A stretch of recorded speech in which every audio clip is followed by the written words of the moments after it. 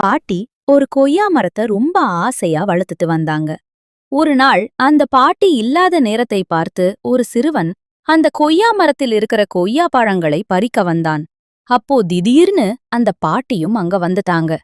பாட்டிய பார்த்ததும் அந்த சிறுவன் பயந்து கொண்டு ஓடிட்டான். இப்படி நிறைய பசங்க அந்த மரத்துல இருக்கிற கொய்யா பழங்களை பறிக்க வந்தாங்க. அவங்கள பார்த்ததும் பாட்டி விரட்டி விட்டு கொண்டிருந்தாங்க. இதனால மிகவும் கோபமான அந்த பாட்டி, நான் உள்ள போனால்தானே நீங்க இப்படி பண்ணுவீங்க அப்படின்னு சொல்லிக்கொண்டு அந்த கொய்யா மரத்துக்கு கீழேயே பாதுகாப்பா உட்கார்ந்துட்டாங்க.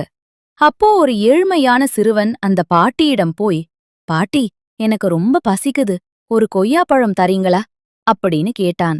அதுக்கு பாட்டி ஒரு கொய்யா பழத்தை பறிச்சு கொடுத்து, இந்தா வாங்கிக்கோ அப்படின்னு சொன்னாங்க.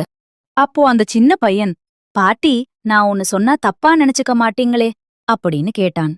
இவ்வளவு கொய்யா பழங்கள் பழுத்து போய் கீழே விழுந்து அழுடி கிடக்குது, பேசாம இந்த பழங்களை அந்த பசங்களுக்கெல்லாம் கொடுத்திருக்கலாமே அப்படின்னு சொன்னான்.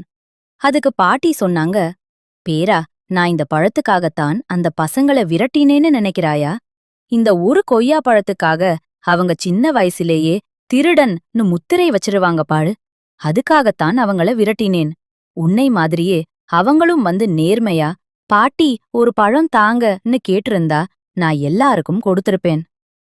கதையின் நீதி: நேர்மையும் தைரியமும் இருந்தால் எதுவும் கிடைக்கும். திருட்டுத்தனமாக எடுக்க முயன்றால் அது கெட்ட பெயரையே தரும்.